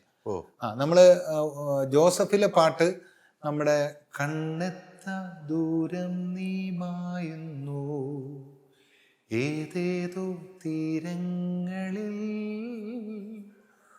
ഉള്ളം കൈ നിൻ കയ്യിൽ ചേരുമ്പോ കാലങ്ങൾ പിൻവാങ്ങിയോ, കനലായി മാറുന്നു മൗനം, ഇനിയില്ല ഈ മണ്ണിലൊന്നും, നെഞ്ചോരം നീ മാത്രം ഉയിരേ, ഇനിയും പൂമുത്തോളെ നീ എറിഞ്ഞ വഴിയിൽ ഞാൻ മഴയായി പെയ്തടി, ആരീരാരം ഇടറല്ലേ മണിമുത്തേ കൺമണി. ഇതാണ് നമ്മൾ ചെയ്ത പാട്ട്. ഇനി അടുത്ത തൂമഞ്ഞിനുണ്ട്. അത് കഴിഞ്ഞിട്ട് നമുക്ക് മറ്റേത് പാടിയല്ലോ. അപ്പം തൂമഞ്ഞിൻ നെഞ്ചിലുതുങ്ങി മുന്നാഴി കനവ്. തേനോലും സാന്ത്വനമായി ആലോലം കാറ്റ്, സന്ധ്യാരാഗവും തീരവും വേർപിരിയും വേളയിൽ എന്തിനിന്നും വന്നു നീ പൂന്തിങ്കളെ, തൂമഞ്ഞിൻ നെഞ്ചിലൊതുങ്ങി മുന്നാഴി കനവ്. രാരീ രാരീരം രാരൂ പാടീരാക്കിളി പാടി, പൂമിഴികൾ പൂട്ടിമെല്ലെ മെയ്യുറങ്ങി ചായുറങ്ങി, സ്വപ്നങ്ങൾ പൂവിടും പോലെ നീളെ. ഏതോ വാർമുകിലിൻ കിനാവിലെ മുത്തായി നീ വന്നു, ഏതോ വാർമുകിലിൻ കിനാവിലെ മുത്തായി നീ വന്നു. ഇത് നമ്മൾ ഒരു ഓർക്കസ്ട്ര ചെയ്ത് ഇത് മൂന്നുകൂടെ നല്ല അടിപൊളിയായിട്ട് പാടും. അത് രസമായിരിക്കും കേട്ടോ. അത് നമ്മൾ സെറ്റാക്കും. അപ്പം നമുക്കൊരു ക്രിയേറ്റിവിറ്റി നമ്മൾ കൊണ്ടുവരിക എന്നുള്ളത് അതാണല്ലോ നമുക്ക് വേണ്ടത്. അത് നമ്മളങ്ങനെ കൊണ്ടുവരും. ഇപ്പം ഇനിയിപ്പോൾ ആകാശമായവളെ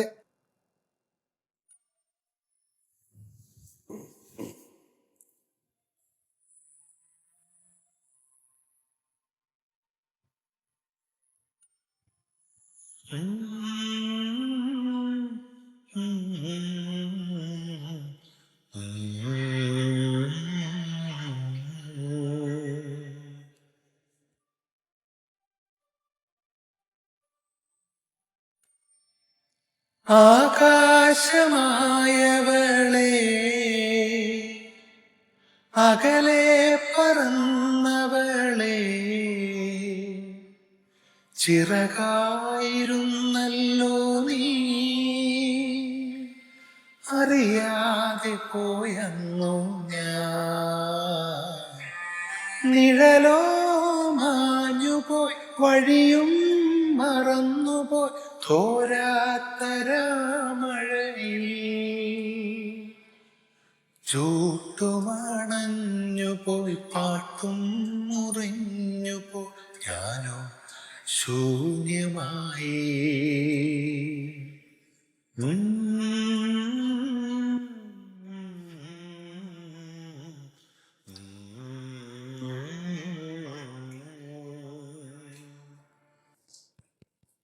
ഓക്കെ, ഇനി ഒരു പാട്ടൂടെ പറയാം.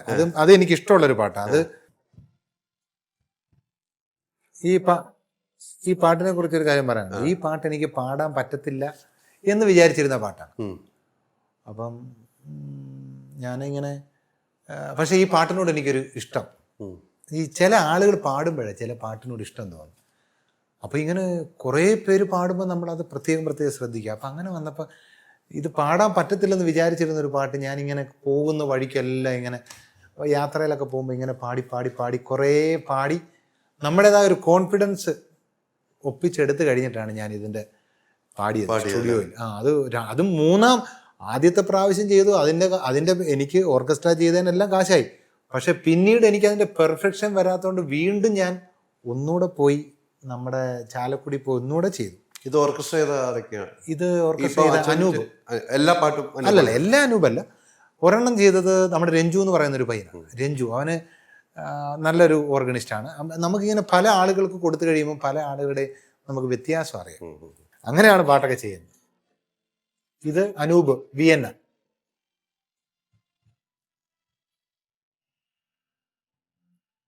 പല നാളലഞ്ഞ മറുയാത്രയിൽ ഹൃദയം തിരഞ്ഞ പ്രിയ സ്വപ്നമേ, മിഴികൾക്കു മുമ്പിലിതളാമുനി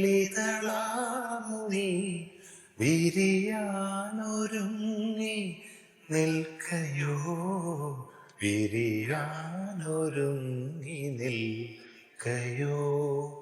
പുലരാൻ തുടങ്ങുമൊരു രാത്രിയിൽ തനിയെ കിടന്നു മിഴിവാർക്കവേ ഒരു നേർത്ത കന്നലലിവോടെ വന്നു പെറുകിൽ തലോടി മാഞ്ഞുവോ പെറുകിൽ തലോടി മാഞ്ഞുവോ ഒരു രാത്രി കൂടി വിടവാങ്ങവേ ഒരു പാത്തു മൂളി വീഴവേ പതിയെ പറന്നെന്നരികിൽ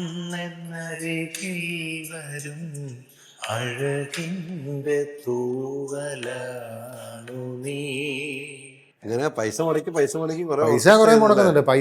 കുറെ മുടക്കുന്നുണ്ട്. അപ്പം എന്തായാലും ഇതിനൊക്കെ പിന്നീട് നമുക്കൊരു സമയമുണ്ട്. അച്ഛനായില്ലെങ്കിൽ പാട്ടുകാരനാകില്ലായിരുന്നു ഉറപ്പായിട്ടും ചിലപ്പം നമ്മൾ ആ ഒരു കഴിവ് ഐഡന്റിഫൈ ചെയ്യാൻ സാധ്യതയില്ല. അല്ലെ, അച്ഛനായില്ലെങ്കിൽ പാട്ടുകാരനാകില്ലായിരുന്നു. അച്ഛനായില്ലായിരുന്നെങ്കിൽ എന്താകുമായിരുന്നു? അച്ഛനായില്ലെങ്കിൽ ഞാൻ പറഞ്ഞത് ഞാനൊരു പോലീസുകാരനാകുമെന്നായിരുന്നു.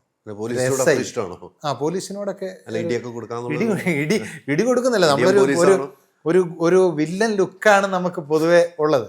അപ്പം ഞാൻ എപ്പോഴും അങ്ങനെ നമ്മുടെ ഡ്രസ്സിങ്ങിലായാലും ഇപ്പം കുപ്പായിട്ട് നിൽക്കുന്നില്ല, അല്ലാതെ ഡ്രസ്സ് ചെയ്യുമ്പോൾ നമുക്ക് അല്ലാതൊരു, ഞാൻ നേരത്തെ കഴിഞ്ഞ ദിവസങ്ങളിൽ പറഞ്ഞു മമ്മൂട്ടിയെ കാണണമെന്ന് പറഞ്ഞു. പോലീസുകാരനാകണമെന്ന് ആഗ്രഹം ഞാൻ എൻ്റെ ഇടയ്ക്ക് വെച്ച് മാറുമല്ല. അപ്പോൾ ഈ 2-3 കാര്യങ്ങളുണ്ട്. എന്തുകൊണ്ടാണ് നമുക്ക് ചില ആളുകളോട് ഒരു പ്രത്യേക ഇഷ്ടം വരും. മമ്മൂട്ടി എനിക്കിഷ്ടമാണ്. മമ്മൂട്ടിയുടെ ചില പ്രത്യേകതകൾ, അദ്ദേഹത്തിൻ്റെ ഡ്രസ്സിങ്, അദ്ദേഹം കൂളിംഗ് ഗ്ലാസ് വെക്കുന്നത്, ഇതെല്ലാം നമ്മൾ ചെയ്യും. അപ്പോൾ കഴിഞ്ഞ ദിവസങ്ങളിൽ അരുൺ സാറ് ചോദിച്ചു മമ്മൂട്ടിയെ ആരുടെ ഫാനാണ്. അപ്പം ഞാൻ പറഞ്ഞു സിനിമാ നടന്മാരിൽ ആരുടെ ഫാനാണെന്ന് ചോദിച്ചു. അപ്പോൾ ഇത് കേട്ടിട്ട് വേറെ എവിടുന്ന് ഒരാൾ എനിക്കൊരു കമൻറ്റ്, അച്ഛൻ ദൈവത്തിൻ്റെ ഫാനല്ലേ, അത് മമ്മൂട്ടിയുടെ ഫാനാന്ന് പറഞ്ഞാൽ ഞാൻ പറഞ്ഞു നിങ്ങളെ ഒരു ചെറിയ ക്ലിപ്പല്ലേ കണ്ടുള്ളൂ, അതിനകത്ത് സിനിമാ നടന്മാരിൽ ആരുടെ ഫാനാണെന്നാണ് ചോദിച്ചത്. ഞാൻ അതിനാണ് പറഞ്ഞത് മമ്മൂട്ടിയുടെ ഇഷ്ടമാണ് എന്ന് പറഞ്ഞത്. ഞാൻ ദൈവത്തിന് മാത്രമേ ആരാധന കൊടുക്കൂ, എനിക്ക് വേറെ ആർക്കും ഞാൻ ആരാധന കൊടുക്കാറില്ല. അപ്പോൾ പുള്ളി ഒരു ചെറിയ ക്ലിപ്പ് കണ്ടിട്ട് എന്നെ ഇവാലുവേറ്റ് ചെയ്യാൻ പുള്ളി ആരാണ്? ഞാൻ പുള്ളിയോട് മറുപടി കൊടുത്തു. ഒരു കാര്യം കാണുമ്പോൾ അതിൻ്റെ ഫുൾ എപ്പിസോഡുകൂടെ കാണണം. അവിടെ ഇരുന്ന് എല്ലാ അച്ഛന്മാരോടും എല്ലാവരോടും ചോദിച്ചു സിനിമാ നടന്മാരിൽ ആരുടെ ഇതാണ്, അത് നമ്മൾ പറയുന്നത് എന്താ. അപ്പം മമ്മൂട്ടിയെ കാണണമെന്നൊരാഗ്രഹം പറഞ്ഞതേ ഉള്ളൂ. പക്ഷേ അതിനുമ്പിട്ട് അത് വൈറലായി. അങ്കമാലിയിലുള്ള ഒരു ജോസഫ്, അവൻ എന്നെ വിളിച്ച്, അവൻ ജർമ്മനിയിൽ 10 വർഷമായിട്ടുണ്ട്.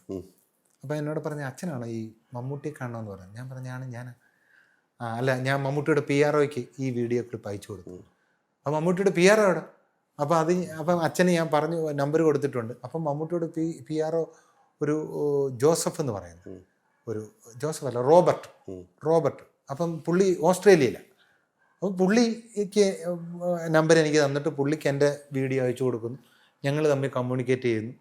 അപ്പം പുള്ളിയെ കൂടുതൽ എനിക്ക് മനസ്സിലാക്കുന്നു. അപ്പം പുള്ളി പറഞ്ഞു ഏറ്റവും അടുത്ത 20-ാം തീയതി മമ്മൂട്ടി ഇവിടെ കണ്ടു വരും, നമുക്കൊന്ന് അറേഞ്ച് ചെയ്യാം. അപ്പം ഞാൻ പറഞ്ഞു എനിക്ക് പള്ളിപ്പെരുന്നാളൊക്കെ ആയതുകൊണ്ട് ഇച്ചിരി തിരക്കാം, നമുക്ക് പിന്നെ എപ്പോഴെങ്കിലും ചെയ്യാം. അപ്പം ഞാൻ പറഞ്ഞത് എനിക്ക് മമ്മൂട്ടിയുടെ അടുത്ത് എത്താൻ വേറെ ബൈജു എഴുപന്ന ചേട്ടനുമായിട്ട് നമ്മൾ അടുത്ത പരിചയമാണ്. അദ്ദേഹമായിട്ട് എനിക്ക് പരിചയമുണ്ട്, വേണേൽ അദ്ദേഹത്തിനോട് പറയാം. പിന്നെ അതുപോലെ തന്നെ കളങ്കാവൽ എന്ന് പറയുന്ന സിനിമയുടെ ഡയറക്ടർ, ഞാനിപ്പം കാക്കനാട് പള്ളിയിലാണ് താമസിക്കുന്നത്. അവിടുത്തെ ഒരു ഇടവക അംഗം, ആ ഇടവക അംഗത്തിൻ്റെ വൈഫിൻ്റെ അനിയത്തിയുടെ ഹസ്ബൻഡാണ് കളങ്കാവൽ സിനിമയുടെ ഡയറക്ടർ ജിതിൻ ജോസ്. കഴിഞ്ഞ ദിവസങ്ങളിലാണ് ഞാൻ അത് അറിഞ്ഞത്. അദ്ദേഹത്തിനോട് അവരോട് വേണമെങ്കിൽ പറഞ്ഞാലും എനിക്ക് കാണാം. പക്ഷേ അതൊരു പ്രത്യേക സാഹചര്യത്തിൽ നമ്മളത് പറഞ്ഞു. പക്ഷെ അത് മമ്മൂട്ടിയുടെ അടുത്ത് എത്തിയെന്ന് പറഞ്ഞു കഴിഞ്ഞാൽ തന്നെ നമ്മളൊക്കെ ഒരു സന്തോഷം. അപ്പം ഞാനൊരു അച്ഛനായില്ലായിരുന്നെങ്കിൽ ഒരു പോലീസ് ഓഫീസർ എന്ന നിലയിൽ എനിക്കിഷ്ടമാണ്. പപ്പായൊക്കെ പട്ടാളത്തിലായതുകൊണ്ട് ഞാനത് പറഞ്ഞായിരുന്നു അവിടെ പറഞ്ഞു. അച്ഛനായതുകൊണ്ട് എല്ലാ റൂട്ടിലും ഇപ്പം എത്തി, പാട്ടുകാരനായി, നമ്മുടെ കഴിവുകൾ തെളിയിക്കപ്പെട്ടു.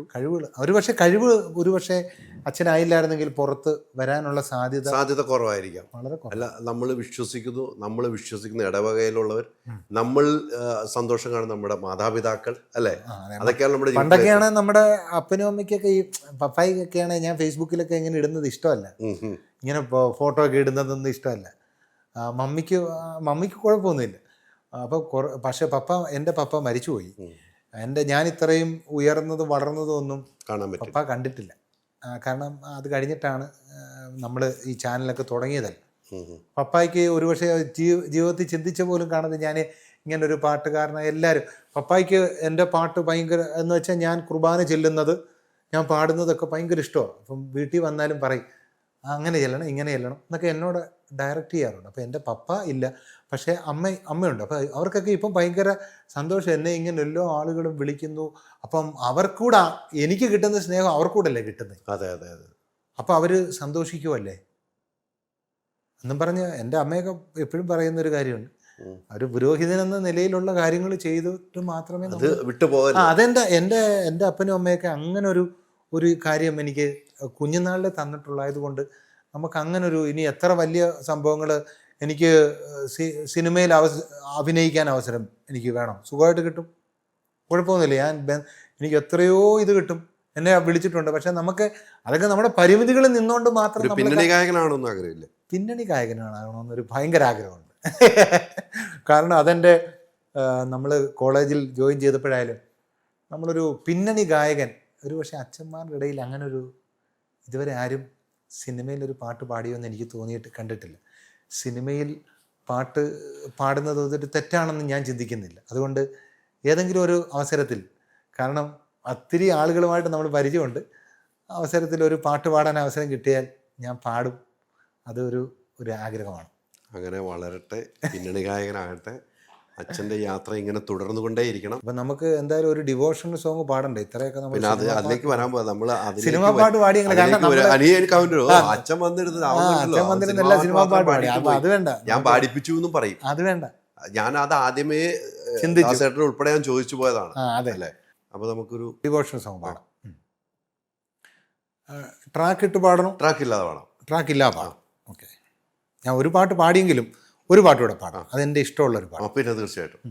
എൻ്റെ ദൈവം സ്വർഗസിംഹാസനം തന്നിലെന്നിൽ കനിഞ്ഞെന്നെ ഓർത്തിയിടുന്നു. എൻ്റെ ദൈവം സ്വർഗസിംഹാസനം തന്നിലെന്നിൽ കനിഞ്ഞെന്നെ ഓർത്തിയിടുന്നു.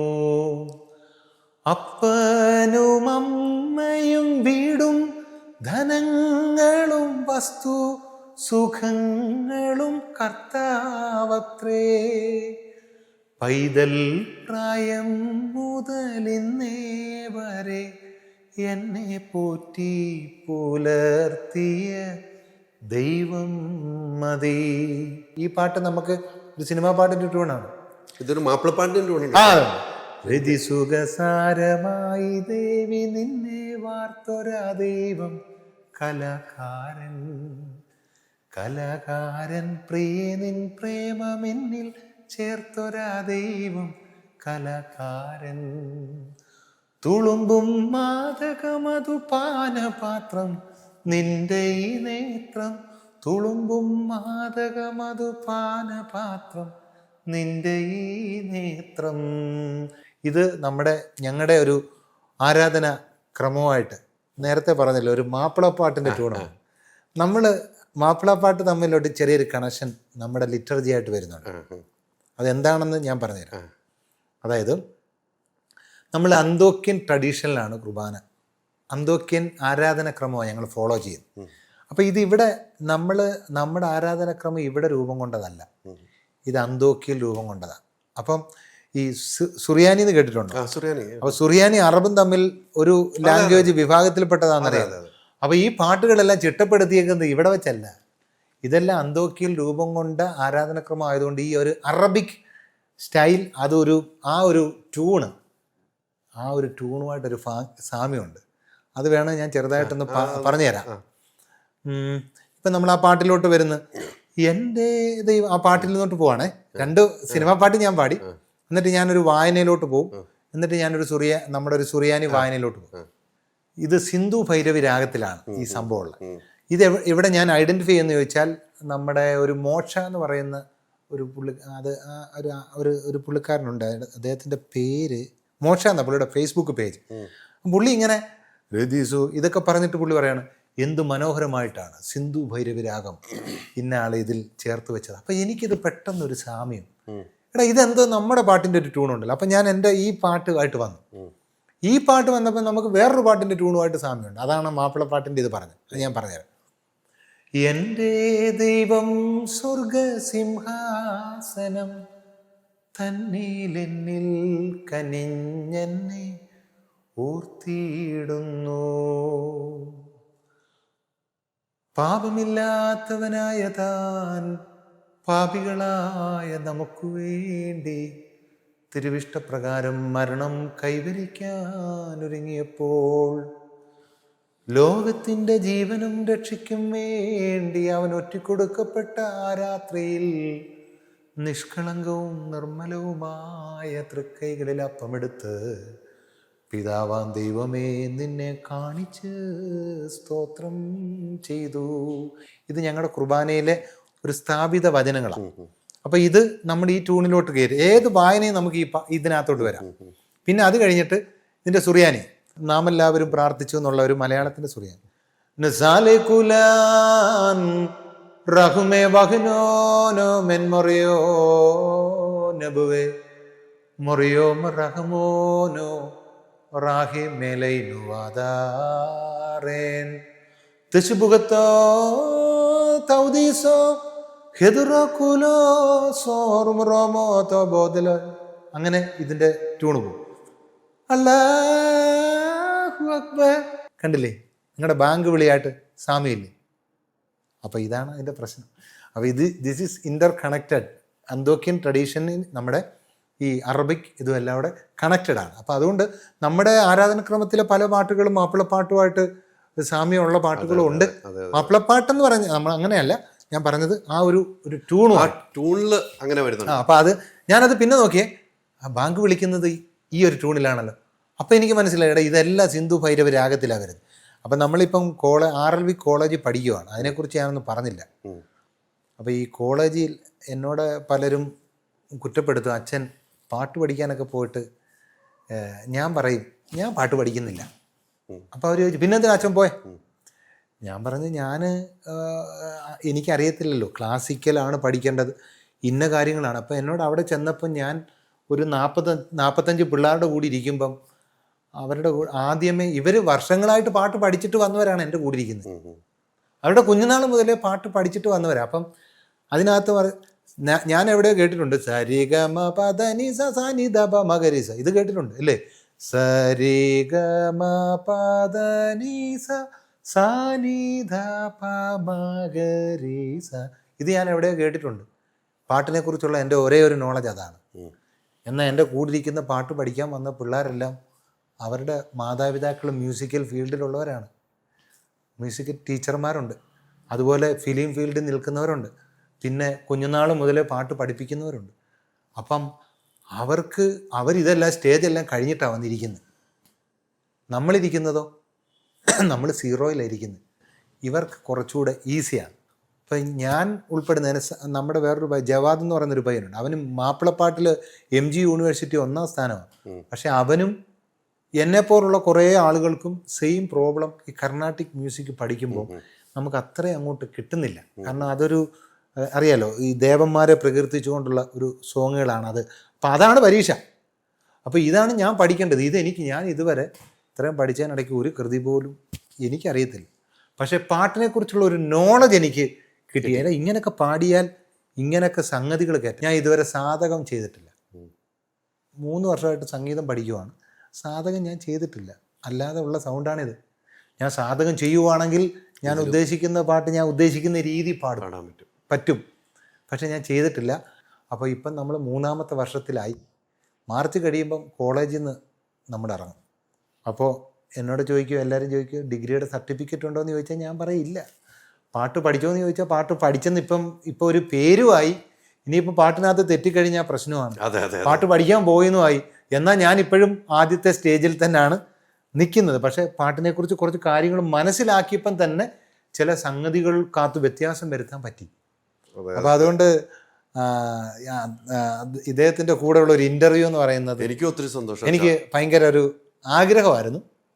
അപ്പോൾ അത് സാധിച്ചു. എനിക്ക് ഒത്തിരി സന്തോഷം. അതെൻ്റെ ജീവിതത്തിൻ്റെ ഒരു വലിയ സന്തോഷം. എനിക്ക് അച്ഛൻ്റെ കൂടെ ഇത്രയും നേരം ഇരിക്കാൻ ഭാഗ്യമാണ്. അതെ. ഇനിയും അച്ഛൻ്റെ വളർച്ചയ്ക്ക് എന്താവശ്യമുണ്ടെങ്കിൽ വിളിക്കുക, തീർച്ചയായിട്ടും കൂടെ ഉണ്ടാവും. തീർച്ചയായിട്ടും. ഈ പാട്ടിൻ്റെ ലോകത്തിലേക്ക് എന്താവശ്യമുണ്ടെങ്കിലും വിളിക്കാം. ഉറപ്പായിട്ടും നമ്മളാൽ കഴിയുന്ന സഹായങ്ങൾ ഉറപ്പായിട്ടും നമ്മൾ ചെയ്തു തരും. അതെ അതെ. എനിക്ക് ഹൈദർ അല്ലേ, ഹൈദർ. ഹൈദർ അന്ന് നമ്മൾ പരിചയപ്പെട്ടപ്പോൾ ഞാൻ സ്ഥലമെല്ലാം ചോദിച്ചെങ്കിലും കൃത്യമായിട്ട്, അതുകൊണ്ടാണ് ഞാൻ തപ്പിപ്പോയത്. പിന്നീട് ഞാൻ ഓരോ ആളുകളെ പരിചയപ്പെടുമ്പോൾ സേവ് ചെയ്ത് വെച്ച് ഒത്തിരി നമ്പർ സേവ് ആണ്, പിന്നെ മറന്നു പോകുന്നതാണ്. പക്ഷെ ആഗ്രഹമുണ്ട് അവരെ തപ്പി, പിന്നെ കുറേയൊക്കെ പോയിട്ട് കിട്ടാതെ വന്നിട്ട് പിന്നെ നമ്മളത് മിസ്സായിപ്പോയി. പക്ഷെ എന്നാലും എനിക്കും ഭയങ്കര ഹാപ്പിനെസ്, കാരണം മമ്മൂട്ടിയെ ഇന്റർവ്യൂ ചെയ്തിട്ടുണ്ട് അല്ലേ, മോഹൻലാലിനെ ഇന്റർവ്യൂ ചെയ്തിട്ടുണ്ട്. അത്യാവശ്യം സിനിമാ ഫീൽഡിൽപ്പെട്ട ഏറ്റവും പ്രശസ്തരായിട്ടുള്ള ആളുകളെ ഇന്റർവ്യൂ ചെയ്ത ഒരാൾ എന്നെ ഇന്റർവ്യൂ ചെയ്യുന്നെന്ന് പറയാൻ എനിക്ക് അതിന് പോലെ അച്ഛനെ ഇന്റർവ്യൂ ചെയ്യാത്ത ചാനലുകാരില്ല.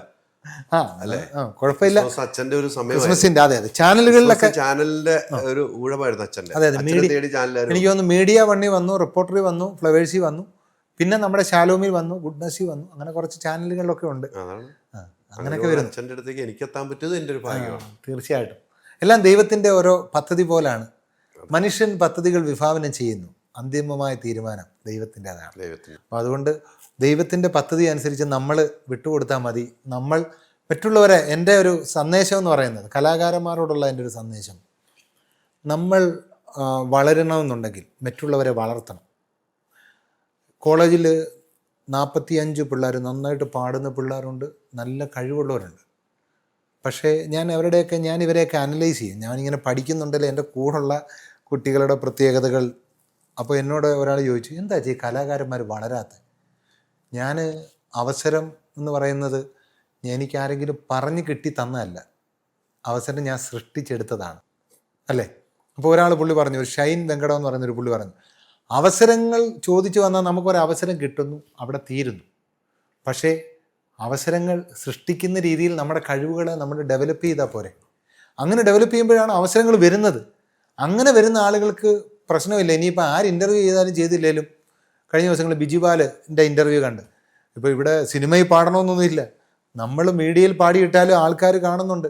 ഇപ്പം അതുകൊണ്ട് പണ്ടൊക്കെ ആയിരുന്നു സിനിമയിൽ പാടണമെന്നൊരു സ്വപ്നം, ഇപ്പം അങ്ങനെയല്ല. എല്ലാ മീഡിയകളിലൊക്കെ ഇങ്ങനെ എല്ലാ ആളുകളും കാണുന്നുണ്ട്. അത് നമ്മുടെ ഒരു പാഷനാണ്. അതുപോലെ തന്നെ അതിനോടൊരു ഇഷ്ടമുണ്ട്. ആളുകൾ കാണുന്നു, അത് ഏറ്റെടുക്കുന്നു. വൈറലാകണമെന്ന് ദൈവം വിചാരിക്കുന്നുണ്ടെങ്കിൽ അത് വൈറലായിരിക്കും. അതുകൊണ്ട് എന്നാലും നമുക്കൊരു പർട്ടിക്കുലർ ഒരു ആഗ്രഹം വേണം. അതിന് നമ്മൾ പരിശ്രമിക്കുക, മറ്റുള്ളവരെ വളർത്തുക. ഒരു ചെറിയ കലാകാരനെ പോലെ ഞാൻ പരിചയപ്പെടാറുണ്ട്. ഒരു ഓർഗൻ വായിക്കുന്ന ഒരാൾ ഇൻസ്റ്റാഗ്രാമിൽ എത്ര പേർക്ക് ഓർഗൻ വായിക്കുന്ന കണ്ടപ്പോൾ അവർക്ക് മെസ്സേജ് അയക്കും, അവരുടെ നമ്പർ മേടിക്കും, നല്ല ഇതാണെന്ന് പറയും. ഞാൻ അങ്ങനെ ചെയ്യാറുണ്ട്. അതുകൊണ്ട് ഒത്തിരി ആളുകളുമായിട്ടുള്ള പരിചയമാണ് എന്നെ ഒത്തിരി ആളുകളിലോട്ട് എത്തിക്കുന്നത്. ഇനിയുള്ള യാത്രയും അങ്ങനെ ആകട്ടെ. ഒത്തിരി സന്തോഷം. Okay, thank you. സന്തോഷം.